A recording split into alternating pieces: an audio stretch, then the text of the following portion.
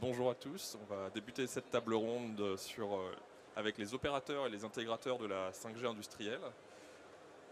J'ai avec moi du coup trois éminents représentants de ces acteurs. On va parler ensemble donc de cas d'usage. Je voudrais aborder cette table ronde sous l'angle vraiment des cas d'usage. C'est quelque chose qui peut paraître parfois un peu contre-naturel pour les gens de notre filière d'aborder la techno dans un second temps, mais on y viendra aussi, je pense, dans nos échanges. Mais je voudrais d'abord qu'on arrive à présenter dans le cadre de ces échanges des choses que vous avez concrètement mis en place aujourd'hui chez des industriels, chez des entreprises, qui sont mis en œuvre, qui tournent, qui sont mises en production, qui donnent des exemples concrets et qui ont permis de développer des applications métiers concrètes. Je vous laisse peut-être 2 minutes très rapidement, un petit tour de table pour vous présenter chacun, et puis ensuite on va commencer les échanges autour de ces sujets-là.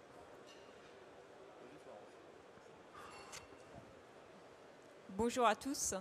Donc, Florence Erpeldi, donc je fais partie d'Axione, je fais partie de la direction développement. Donc Axione, pour ceux qui ne connaissent pas, est un opérateur intégrateur qui a 20 ans et qui a un métier historique de déploiement des réseaux d'infrastructures fibres sur les territoires.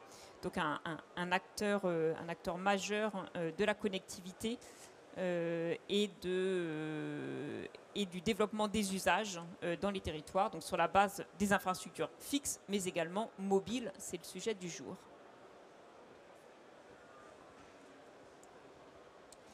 Bonjour, Christophe Burgos, société TDF. Donc pour les personnes qui ne connaissent pas TDF, TDF est le principal, je dirais, diffuseur de tout ce qui est TNT et radio. En fait, on a un petit peu plus de 19 000 points hauts répartis sur toute la France. On a un peu plus de 50 ans d'histoire de gestion des réseaux critiques. Et depuis 2 ans, en fait, on a lancé l'activité réseau mobile privé où on a mis en place une équipe dédiée pour gérer cette activité. Merci, bonjour à tous et à toutes. Donc Laurent Ecal, Orange Business, et je suis le directeur marketing des activités Private Radio Network. Donc ça veut dire vraiment toutes les technologies cellulaires que l'on peut proposer à nos clients. Donc ça part du LoRa, ça part du Wi-Fi, on parle des réseaux bien sûr mobiles 4G et 5G. Et en fait, il est en charge de l'activité à la fois pour la France, mais bien sûr aussi pour l'international, puisqu'on est capable d'accompagner nos clients sur l'ensemble du footprint international où Orange Business est présent. Merci à tous les trois. On voit déjà avec ce tour de table que l'écosystème, et c'est encore plus vrai quand on regarde l'ensemble du village, est très riche sur la 5G, avec des acteurs assez différents, et ça reflète bien la dynamique qu'il y a de la filière autour de ces sujets.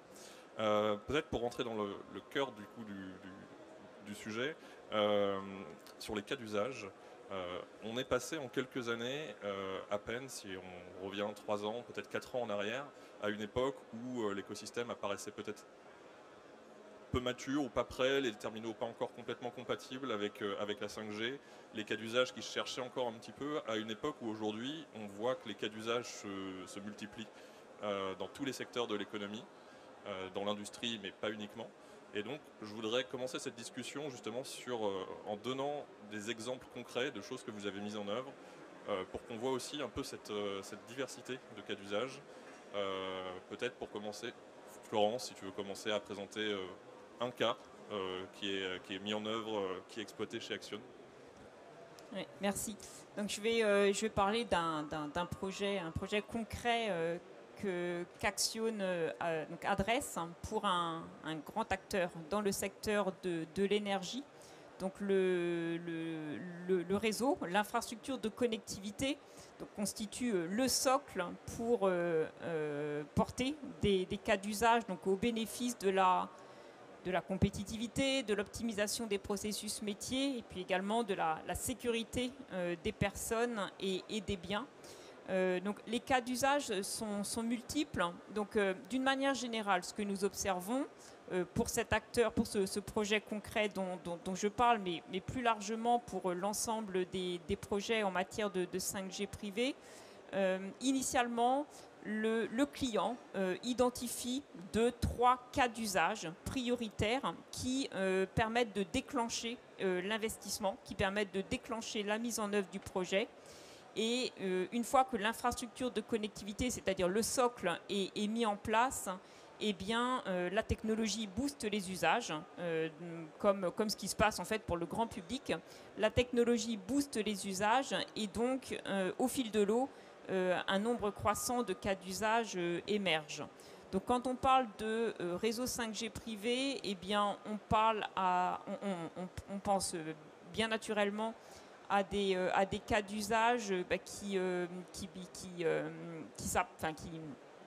qui reposent sur des communications voix, données, vidéo, en mobilité, et des cas d'usage qui nécessitent des performances en termes de latence et en termes d'accès au réseau, c'est-à-dire que le réseau 5G privé dimensionné sur mesure eh bien, permet à l'industriel d'avoir une garantie de la disponibilité du réseau, donc d'avoir des cas d'usage avec une maîtrise en fait de la disponibilité, de la performance, maîtrise du modèle d'exploitation et maîtrise également le modèle de réseau 5G privé permet à l'acteur industriel de choisir, enfin en tout cas d'avoir un droit de regard sur le choix des fournisseurs et d'avoir également la maîtrise de l'investissement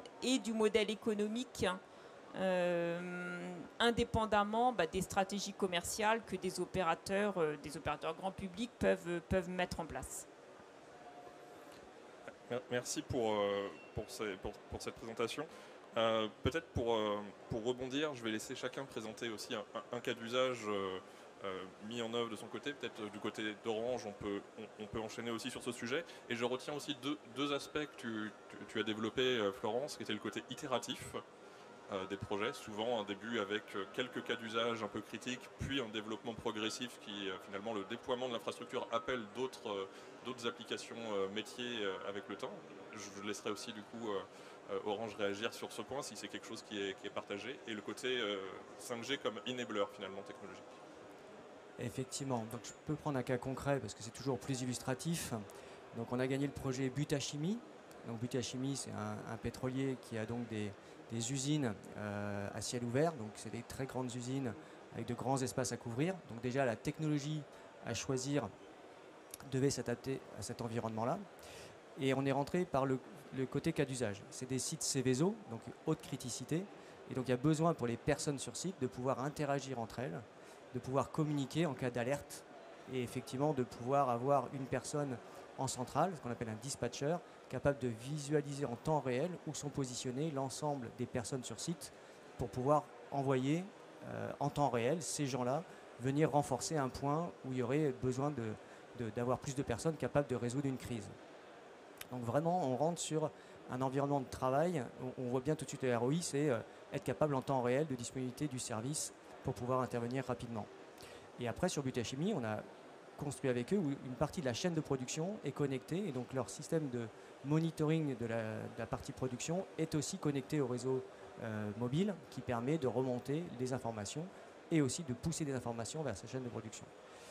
Sur le site de Butachimie, c'est un site Céveso, donc il y a aussi besoin d'avoir des capteurs de sismographie pour s'assurer, pareil, qu'il n'y ait pas de déflagration importante, qui sont aussi connectés sur le réseau mobile, de manière à pouvoir, pareil, intervenir en temps réel si nécessaire. Et ça appelle une question en vous écoutant. Est-ce que c'est contre ce que je disais en introduction de cette présentation, mais revenons un peu à la techno du coup de 2 minutes. Est-ce que ça aurait été faisable sur d'autres technologies finalement que la 5G? Est-ce que vous me décrivez? Alors, ça aurait été difficile sur nos technologies. Côté Orange, on déploie des réseaux Wi-Fi, on déploie des réseaux 5G, et souvent les clients se posent la question, mais pourquoi plutôt une technologie qu'une autre? Et c'est vrai que les deux technologies ont leurs forces et inconvénients. Là où c'est très utile la 5G, c'est les grands espaces ouverts. Voilà, c'est vraiment le principe de la mobilité. C'est des technologies qui sont conçues pour, comme son nom l'indique, la mobilité, donc tout ce qui bouge, donc les personnes, les objets connectés qui sont en mobilité, les AGV ou ce genre de matériel. Et les grands espaces ouverts outdoor, là je dirais que la technologie 5G s'impose naturellement de par la conception native de la technologie. Je vais digresser 2 secondes sur le Wi-Fi. Dans une usine où on a vraiment un hotspot à un endroit à diffuser sur une machine, le Wi-Fi peut très bien aussi s'adapter. Donc on va être à chaque fois dans cette écoute de l'usage et d'adapter et de prendre la meilleure technologie pour le meilleur usage. Très bien, merci beaucoup. Je vais vous laisser aussi, côté TDF, du coup, nous présenter un exemple de ce que vous faites. Déjà, on voit un peu de l'arsène, je vais me décaler. Mais on voit déjà qu'il y a une diversité déjà dans les projets qui sont présentés. De votre côté, TDF, vous travaillez sur plusieurs projets. Lequel voulez-vous mettre en avant aujourd'hui? Alors oui, en effet, on travaille sur plusieurs projets et on a déjà déployé plusieurs clients sur des réseaux 5G. On a un cas typique avec un partenaire qui s'appelle VDCom, avec des véhicules automatisés sur le plateau de Saclay, qui a été mis en œuvre l'été dernier et qui est opérationnel en fait depuis septembre 2023.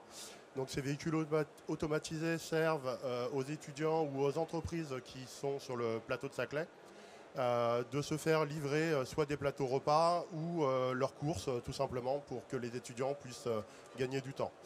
D'autres cas d'usage, comme le disaient mes collègues, souvent on rentre avec 1 ou 2, 3 besoins, remplacement d'infrastructures obsolètes comme du 2CT, comme du Tetra. Et la technologie 5G en fait nous permet vraiment d'avoir un réseau qui supporte l'ensemble des besoins et on les aide en fait à imaginer d'autres cas d'usage pour améliorer le ROI. Avec certains de nos clients, on est en train de faire des démonstrations de drones pour de la surveillance périmétrique, pour du contrôle de température sur des bâtiments industriels. Ou alors de la vidéo en fait pour de l'aide à la maintenance. Ce client-là, il a une centaine de techniciens itinérants. Il n'arrive pas toujours à assurer les SLA de maintenance de ces sites industriels.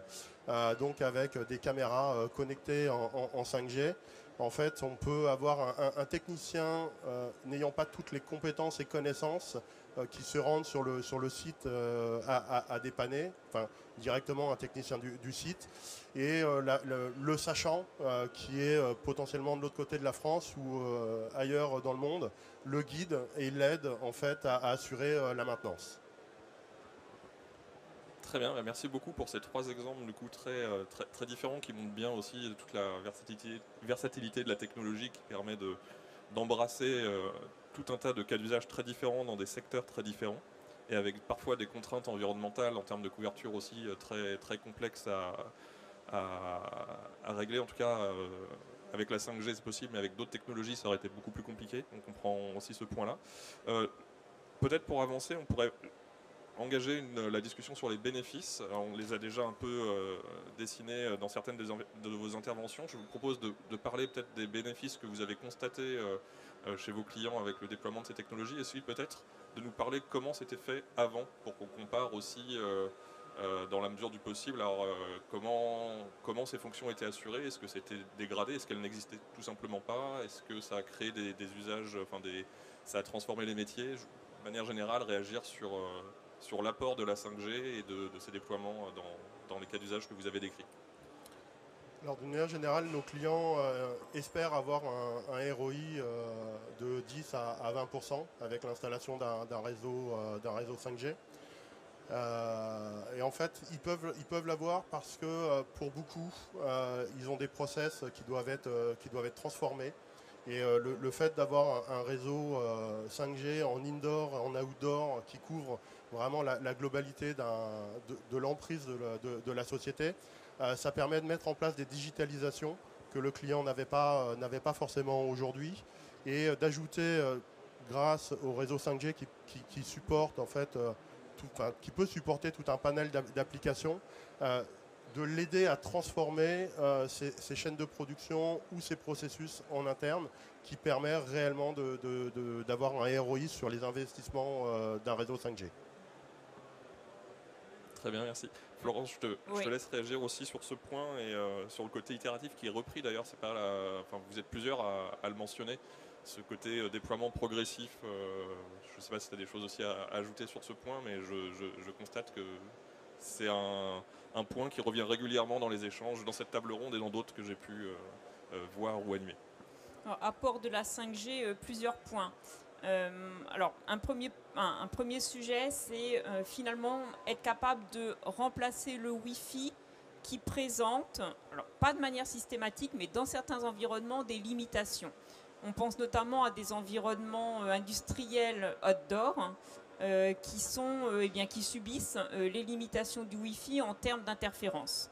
Donc, on aime beaucoup en fait les acteurs industriels qui ont déployé du Wi-Fi dans leurs environnements outdoor et qui ne sont pas satisfaits. Et pourquoi on aime beaucoup ces acteurs? Parce qu'en fait, ils ont déjà des cas d'usage qui appellent du haut débit mobile. Donc, ils ont déjà ces cas d'usage qui permettent de mettre en évidence un retour sur investissement d'une solution 5G privée. Donc, premier point, donc la 5G privée pour remplacer des solutions Wi-Fi dans certains environnements.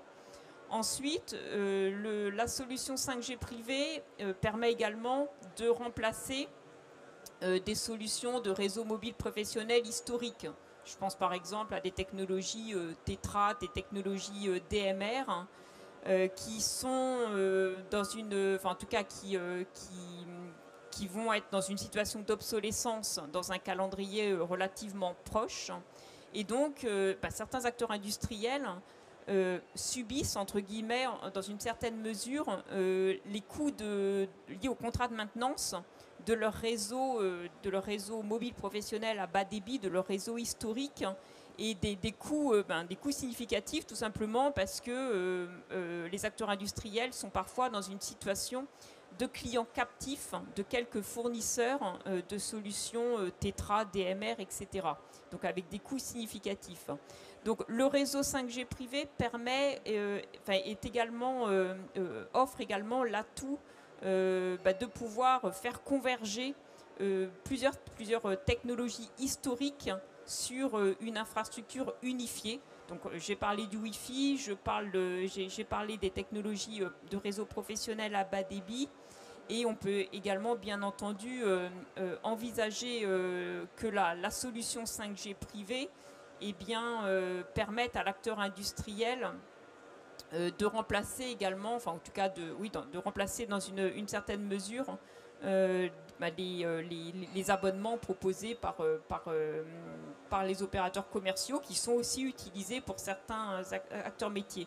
Donc vraiment le réseau 5G privé comme un réseau 5G unifié qui permet de porter tout ou partie de l'ensemble des usages sur un site industriel. Merci beaucoup Florence. Ce côté unifié, est-ce que c'est aussi le fait d'unifier l'ensemble des technologies, d'être un socle commun, une sorte de fondation finalement dans les réseaux qui sont utilisés? Est-ce que c'est quelque chose que vous avez aussi constaté peut-être chez Butachimie, dans l'exemple que vous citez, ou dans d'autres?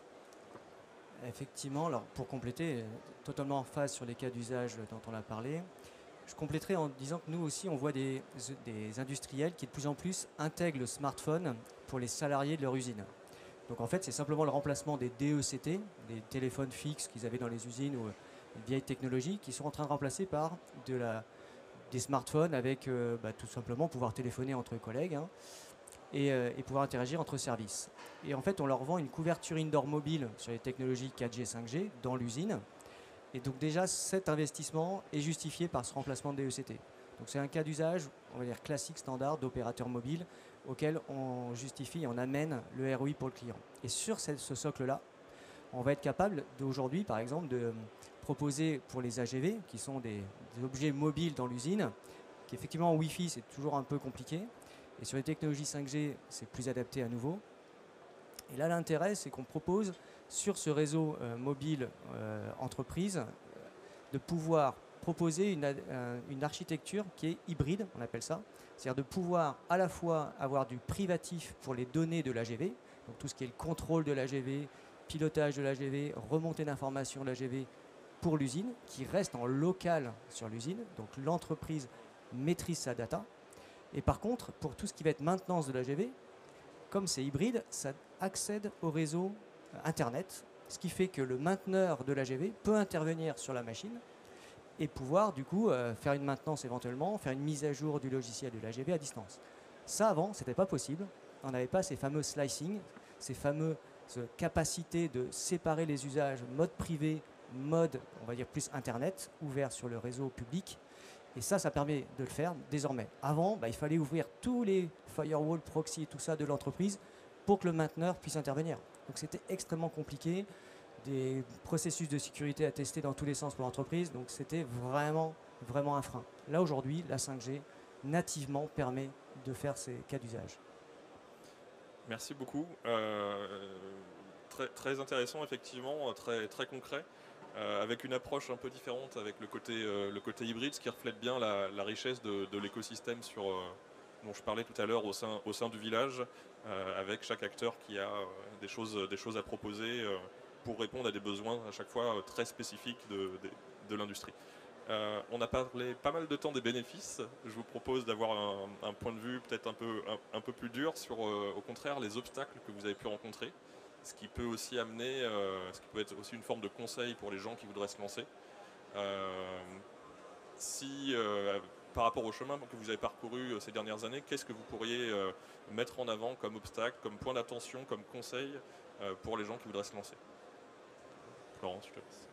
Alors si je peux donner un conseil aux acteurs industriels qui souhaitent construire une infrastructure 5G privée, eh bien c'est certainement d'avoir la capacité d'être bien entouré, d'être bien conseillé, surtout de ne pas attendre d'avoir identifié sur le papier une liste à l'après-vert de cas d'usage, puisque encore une fois, 2-3 cas d'usage suffisent.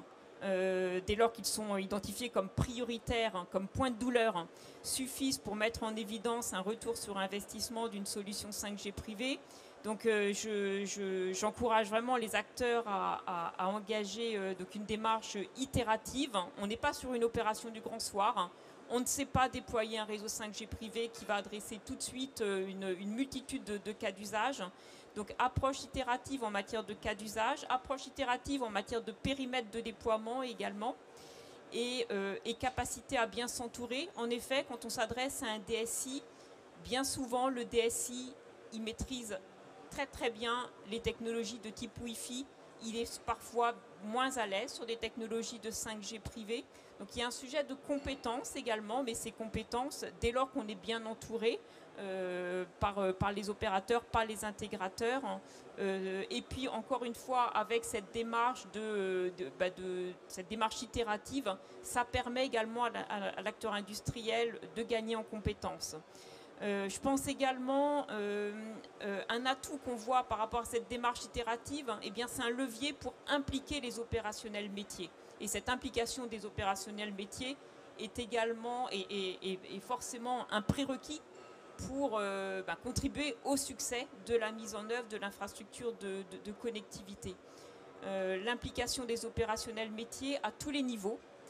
Et je pense également au sujet d'exposition des collaborateurs aux ondes. C'est un sujet à ne pas négliger.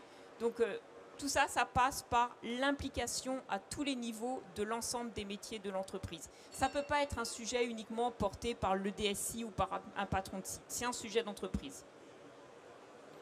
Merci beaucoup. Donc je retiens plusieurs points sur lesquels réagir. L'acceptabilité, l'accompagnement, le côté itératif. Est-ce que vous partagez du coup ces retours? Est-ce que vous en avez d'autres sur ces 3 points?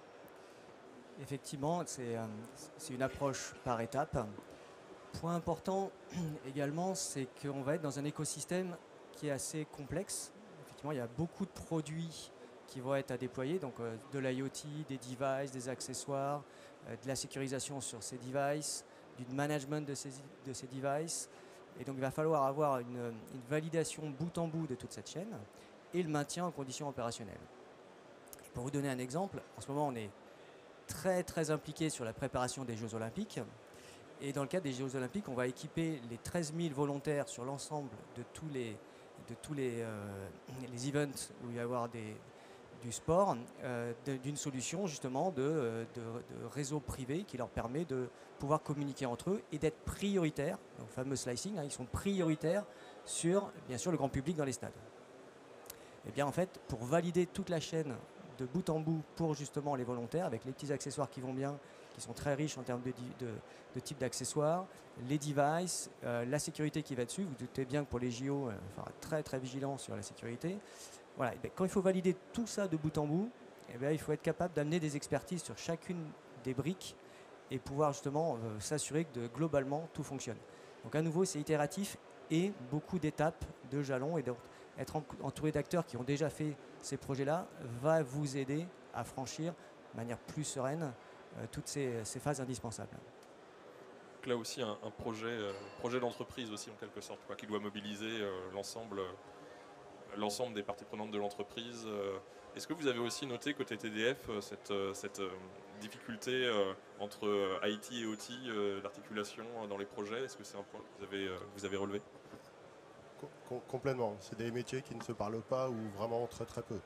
Nous, les gros points de difficulté qu'on a pu rencontrer, en fait, c'est la méconnaissance des industriels des réseaux 5G. Et donc, il fallait les accompagner pour leur montrer l'ensemble des possibilités lorsque le réseau 5G est mis en place. C'est vraiment le point le plus dur. Et comme le disaient mes camarades, le fait d'embarquer l'ensemble des opérationnels dans un projet, ça permet en fait de faire ce projet un projet gagnant pour l'entreprise. On le voit, il faut en fait en permanence faire de l'accompagnement, leur expliquer les avantages, les besoins et les aider en fait à se projeter sur des cas d'usage futurs. C'est vraiment le point clé pour avoir un succès sur la mise en place d'un réseau 5G. Très bien, merci beaucoup. Je pense qu'on a fait à peu près le tour. Je retiens donc de vos interventions, parce que je vois aussi qu'on arrive bientôt à la fin. Déjà une grande diversité des cas d'usage appliqués à divers secteurs économiques avec des contraintes différentes. La 5G comme une technologie qui unifie finalement les réseaux, comme technologie qui unifie les réseaux, et puis comme enabler technologique, puisque ça permet par itération aussi de développer d'autres cas d'usage dans les entreprises avec une appropriation par d'autres équipes métiers, mais aussi un besoin fort d'accompagnement, un projet d'entreprise avec un besoin d'articulation entre les métiers, entre le SI. On a aujourd'hui, peut-être aussi pour conclure, un écosystème qui est par rapport à il y a 3-4 ans beaucoup plus mature. Il y a eu encore des annonces cette semaine sur les fréquences. Donc c'était un point réglementaire qui restait un peu en suspens. Donc aujourd'hui on a l'écosystème qui est prêt, les fréquences qui sont prêtes ou qui arrivent. On a accès à une grande richesse d'acteurs dans ce village. Donc je vous invite à aller les voir ensuite à l'issue de l'intervention pour avoir plus de détails sur ce que chacun met en œuvre si ça vous intéresse. Merci à tous.